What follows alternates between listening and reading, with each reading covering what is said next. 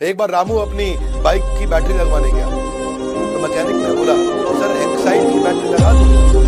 बोला एक साइड की? नहीं नहीं, तो काम कर दोनों साइड के लगा दे, एक साइड की क्यों लगाता है? हाँ? अब बेचारा ये भी चुटकुला भी इसलिए बना है, वो कस्टमर बेचारा इग्नोरेंट है। हाँ? क्योंकि वो इतना डिसऑनेस्टी इसी चक्कर में करता है। आपके व्हीकल का ऑयल चेंज करना होता है तो मैकेनिक बड़ा बिल बनाने के लिए ऑयल फिल्टर को खराब बताएगा, ऑयल नट को लोकल बता के बदल देगा। इसके अलावा ऑयल डालते वक्त ऑयल कम डालता है, ऑयल इकट्ठा करके बाद में वो ज्यादा दाम पे या पैसा बचाने के चक्कर में थोड़ा थोड़ा एक एक लीटर ऑयल इकट्ठा करके किसी दूसरे को बेच देता है। आपको जो कई बार ओवर चार्ज करने के लिए वो वाले खर्चे करेगा जो कि इनविजिबल हो, बाहर से आपको नहीं दिखाई पड़ते हैं। हाँ, जैसे आपको जाने के बाद बोलेगा भैया ब्रेक खराब थी, आपकी ब्रेक शू नहीं डाल दिया। ब्रेक शू आपको दिखते नहीं, वो अंदर होते हैं। पंचर आपका एक आया था, बताता 4 पंचर लगा, क्योंकि पंचर आपको दिखता नहीं है ओरिजिनली लगा था कि नहीं लगा था। वो 4 जगह आपको वहां पे लगा हुआ पैच दिखाई पड़ जाता है। कई बार बिना कंफर्मेशन के रिपेयर कर देता है आपको। देखो लीगली आप एंटाइटल्ड हो सारे के सारे क्रैक, ब्रोकन या बियॉन्ड रिपेयर जितने कंपोनेंट्स उनको वापस मांगने के लिए, पर मैकेनिक की ऐसी बदमाशी है वो रिप्लेस करने का वापस नहीं देता, उससे भी पैसा कमाता है। और कभी आपको कई बार बदलता है ना तो वो सस्ता माल लगा देता है, क्योंकि सस्ते माल में कमीशन ज्यादा होती है, चीप ऑटो पार्ट जिसको बोलते हैं। भाई उसकी ज़्यादा ड्यूरेबिलिटी है नहीं, 1 साल चलने वाली चीज़ 6 महीना चलती है तो आपको दोबारा जाना पड़ता है और वो चाहते ही है कि आप दोबारा आए।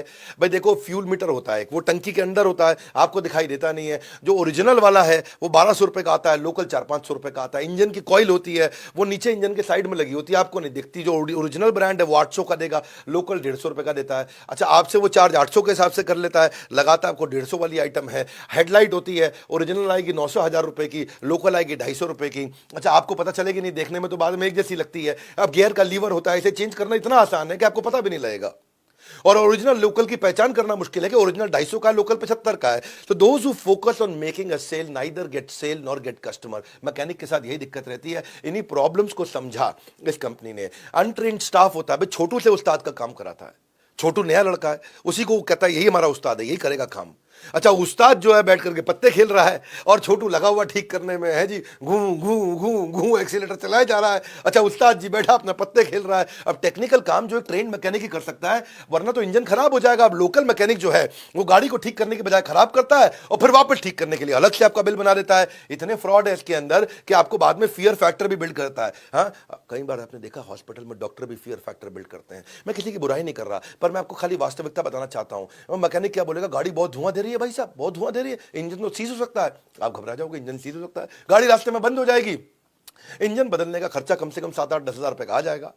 गाड़ी का शॉकर खराब हो गया, 2 सवारी बैठ के चलाने में दिक्कत होगी। अगर ओहो खराब सड़क हुई ना, ऐसी दुर्घटना होगी कि भैया फिर तो आप मटके में मिलोगे। आप घबरा जाते हो भैया मटके में है, हरिद्वार में मिलेंगे। तो 2000 रुपए का शॉकर जो है आप फटाफट 3000 रुपए के बदलवा लेते हो। आपका ब्रेक शू खराब हो रहा है भाई साहब, अगर तेज ब्रेक लगाए तो गया गेम ओवर, इस दुनिया से अलविदा हो जाओगे। नया ब्रेक आपका शू लगाने के चक्कर में 500 रुपए आपसे बना लेता है।